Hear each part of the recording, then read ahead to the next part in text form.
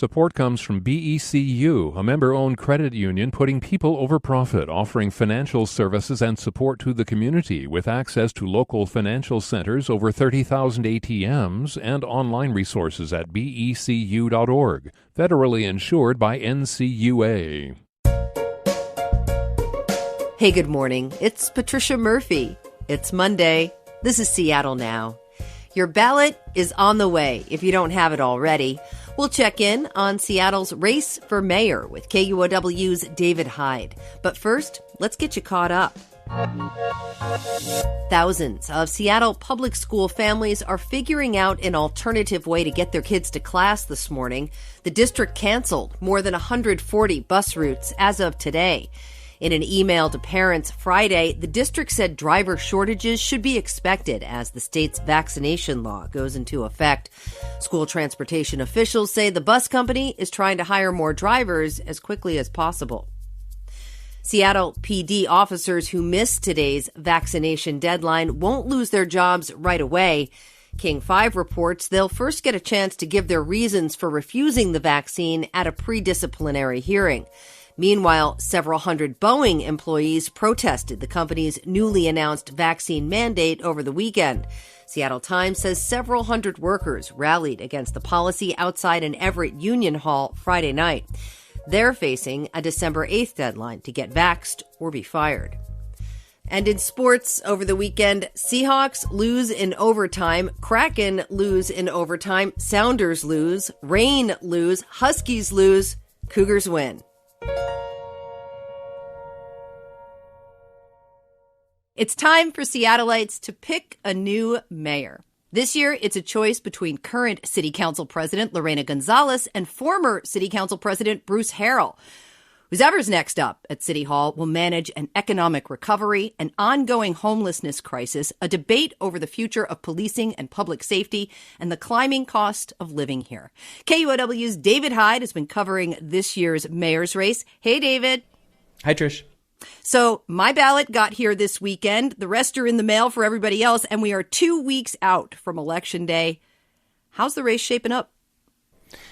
Last opinion polling that I saw, there's still a lot of undecided voters, and sometimes among undecided voters are folks that political scientists refer to as low information voters, who are people who get most of their information about campaigns from TV, not so much from TV news, but basically just inadvertently in being exposed to TV ads when they're kind of flipping channels.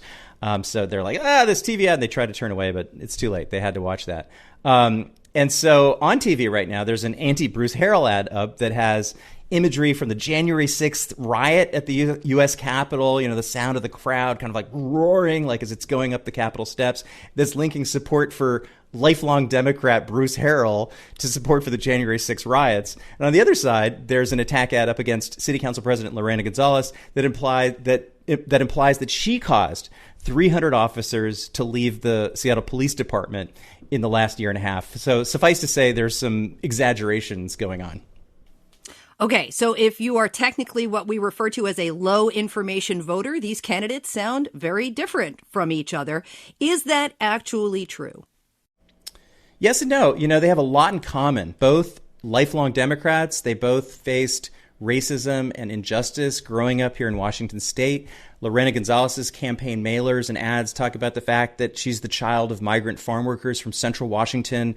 She told me, she grew up with no running water, oftentimes no toilets in these labor camps, earned her first paycheck at the age of 8.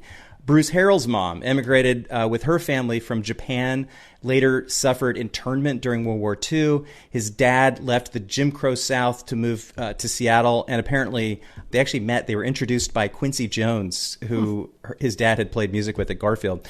Harrell started out as a corporate lawyer, but they both ended up working as, at one point, civil rights attorneys. And even when they're on the council, they were on the council after Lorena joined, after being elected in 2015, until Bruce left in 2019. They worked together often, and even though they disagreed, they often agreed. In 2017, for example, Harrell sponsored a bias-free policing law. In council, when Harrell spoke, he talked about how a black friend had been stopped recently for a minor traffic infraction, and now suddenly he's afraid for his life. There's 3 cops. One has his hand on a gun. There's barking dogs. And then Lorena Gonzalez jumps right in after that to basically say, yeah, that's exactly what we're talking about here. This law is about how do we change the way that police interact with people who fall into, especially people who fall into protected classes. So as much as they disagree, they have a lot in common. So they worked together while they were on the city council, but this is a mayor's race now. Things are different. What has changed between these two candidates? Part of what's changed is that the city's changed, the council's changed. In 2019, voters elected a new city council, which moved the council further left. And as council president, Lorena Gonzalez and Mayor Jenny Durkin, have disagreed a lot over policing, over homelessness policy. And really, I think in some ways, this tension reflects what we're also seeing opening up nationally, a big national split within the Democratic Party between the more progressive left and kind of the center left. Well, how about voters? What do they want? I mean, yeah, you brought up homelessness. Most people don't like the direction that the city's headed on homelessness. And you see this in the polls. You also, just go stand outside a ballot drop box anywhere in the city and talk to people, ask them what their top issue is, and you hear this. I think it's a little bit less clear, for me at least, exactly what people want to do about it. There's dissatisfaction, but what direction they want the city to go in, I think, is a little bit less clear. We know it's a city that votes heavily Democratic. It wants to help people. In one recent poll, 68% they support the city buying hotels to house homeless people. But in that same poll, there seems to be concern about public spaces and parks. 61% actually said they support sweeps of homeless encampments, if you use that word sweeps. David, homelessness is so visible and it's so tricky to solve. And I think the only thing that everybody agrees on right now is that the status quo is not working when it comes to how the city is managing the homelessness crisis. But the candidates do have different ideas about where to go from here. Tell me more. Yeah, there's another very clear difference. Gonzalez said there will be no sweeps. Harrell said they would remove some encampments in public spaces like parks.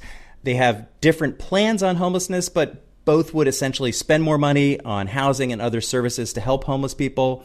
And both say that they're open to raising progressive taxes to do that. But when it came to a proposed business tax increase back in 2018, Harrell didn't go as far as Gonzalez. So if you kind of look at his track record and what he's saying on the campaign trail, you could expect that he perhaps is going to listen to business a bit more on taxation than Gonzalez would if he's elected. Single-family zoning is another issue. Real estate economists say the supply of housing is a huge problem. Most of our city is single-family zones. That drives up prices. Gonzalez is a lot more clear in saying that she would dramatically change single-family zoning, moving to multifamily. Harrell says, yeah, we need to add more density, but he's going to listen more to what each neighborhood, sort of neighborhood by neighborhood, are saying about that. Up there with homelessness and the economy, policing and public safety is top of mind for most voters in this city. 3 former Seattle police chiefs wrote an editorial about the dangers of the movement to dismantle the department. All 3 agreed that reforms are necessary. David, how would each of the candidates approach the issue of policing?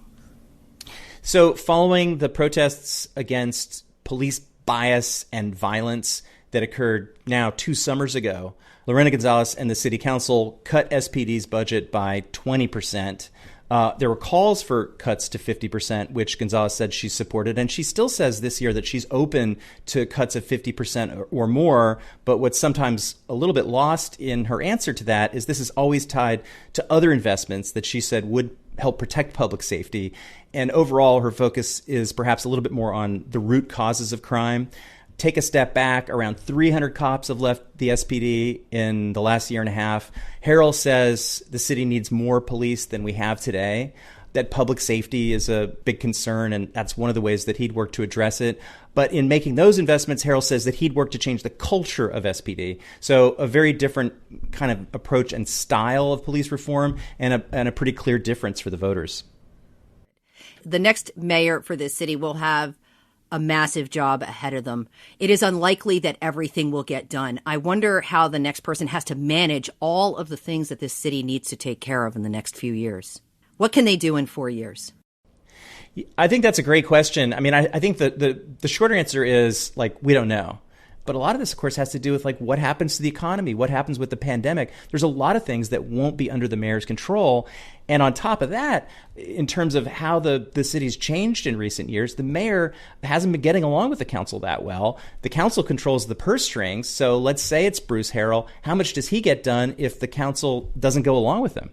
Remember, Trish, it's not just the mayor's race, right? There's two other citywide races, city attorney's race, the Oliver Nelson race for city council, where in both cases, those candidates are really far apart. So all of this is going to tell us, which direction voters want to go, and that's the direction we're going to go in.